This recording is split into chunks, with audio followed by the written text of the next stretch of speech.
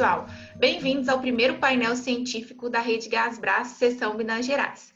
Meu nome é Jussara Lima e faço parte da equipe Gasbras de Minas Gerais.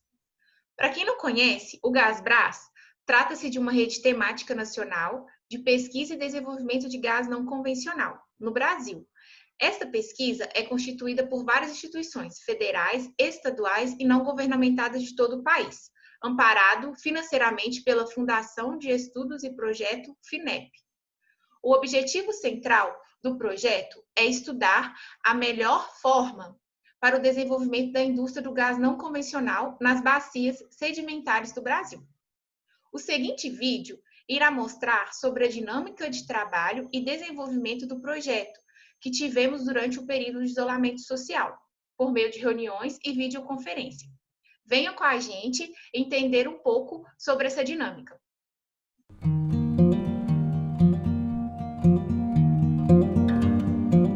Eu posso começar um relato aí sobre o GOD, né? Que a gente acabou tendo uma reunião, acho que foi muito boa, né? Isso. E o contato com a Ana Cecília foi feito, ela topou, né? Participar do artigo, inclusive mandamos um e-mail pedindo mais dados dela, mas ela não respondeu ainda. O Vinícius e o Gustavo, Jussara, né, e Joyce podem falar, né, mas o GOD, ele, além do artigo, ele está avançando para realmente poderia ser uma proposta de trabalho aí para a continuidade do projeto, né? E eu acho que, além do Congresso, né, é isso que eu queria falar, além do Congresso, a gente tem um campo para explorar, né, em termos de vulnerabilidade, ser realmente um tema, né, para o grupo se envolver, né? Então é isso, né? Está andando e eu acho que está indo bem, né?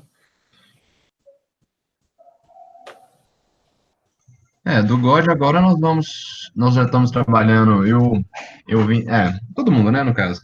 A gente está trabalhando na questão de fazer um estruturamento em questão de sensoramento remoto melhor. A gente estava olhando os dados de geofísica, a gente até deu uma olhada naquele artigo seu, Humberto. Só que aí eu acho que a gente não tem a geofísica que pega toda a nossa área piloto, entendeu? Né? Eu já pensando de forma otimista que a campanha vai ter e tudo, acrescentar na nossa avaliação hidroquímica o fosfato e o nitrato. Não sei se eles entraram, né? Como indicadores, aí depois a gente fazer uma avaliação, usar esses dois parâmetros, né, para validar nosso estudo de vulnerabilidade.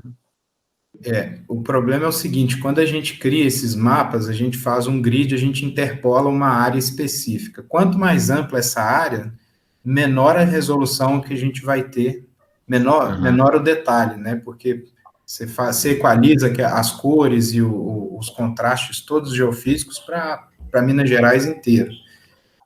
Então, o ideal, o bom de ter o dado ali na região especificamente é que ele ressalta qualquer anomalia ou qualquer característica geofísica fica ressaltada para aquela área específica onde está sendo investigado.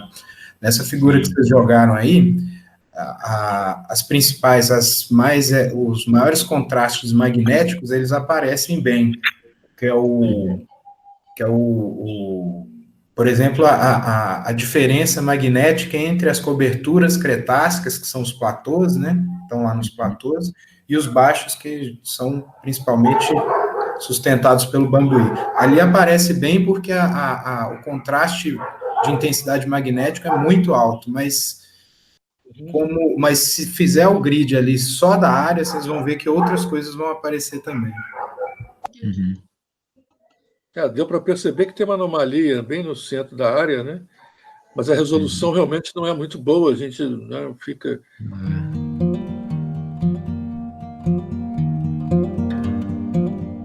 Porque eu estou entendendo até que a questão, levando a questão da vulnerabilidade e a questão das exudações, né? Obviamente, essas, para o meu ponto de vista, essas regiões que você tem exudação, né, o hidrocarboneto, se esse hidrocarboneto está vindo lá de baixo mesmo, né, não é biogênico, são pontos mais vulneráveis, né, que você tem colocação vamos dizer assim, de material, né, de profundidade, atingindo a superfície e passando aí, obviamente, pelos aquíferos. Então, tudo está se... Né, toda essa informação realmente é interessante. Usar a geofísica e as imagens, né, não só para determinar aí a profundidade do aquíferos, né, mas também os pontos, né, de exudações que seriam pontos mais vulneráveis também, né? Na prática, eu acho que tudo pode ser visto sob a mesma perspectiva de elementos e processos de um sistema petrolífero, né? Um elemento fundamental para sistemas petrolíferos, e eu diria que para sistemas que envolvem fluidos, de uma forma geral, seja hidrogeológicos ou metalogenéticos e tudo mais, é o seguinte: precisa ter uma rota de migração dos fluidos que vão se acumular para formar os aquíferos, ou para formar os depósitos minerais, ou acumulações de hidrocarboneto. Essas rotas de migração, elas, nesse caso, no caso desse projeto, elas poderiam ser entendidas como o mesmo caminho em que sai alguma coisa, o hidrocarboneto lá de baixo chega na superfície, também o mesmo caminho que a água vem da superfície para recarregar aquilo que está lá embaixo. Então, se olhar sobre essa perspectiva de rota de migração, os mesmos elementos, eles podem ser comuns aos múltiplos sistemas. Por isso que eu concordo que essas zonas de exudação, elas são muito importantes aí. Elas podem ser exatamente o ponto, os volumes, os espaços onde você tem uma mistura direta entre o hidrocarboneto e a água subsuperficial, né? E natural, nesse caso, né?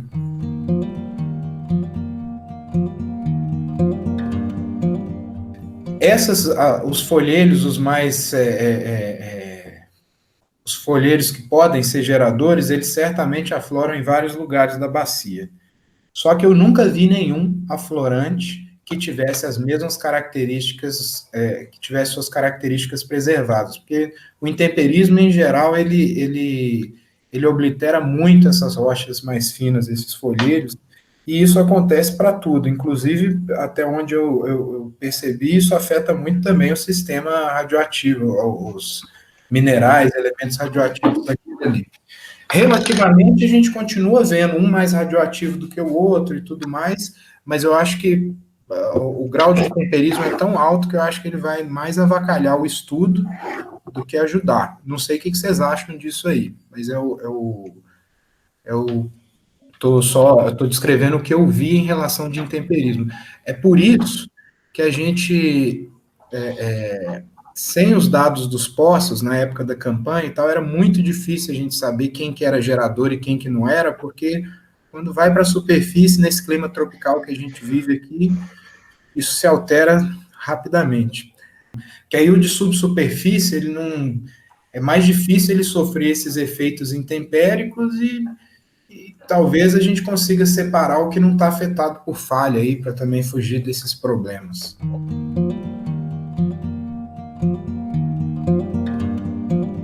Estamos finalizando o nosso primeiro painel científico e gostaríamos de agradecer a todos os membros que participaram dessa reunião e à Rede Gasbras por essa oportunidade. Muito obrigado e até o próximo painel científico, desenvolvido pela Rede Gasbras, Seção Minas Gerais.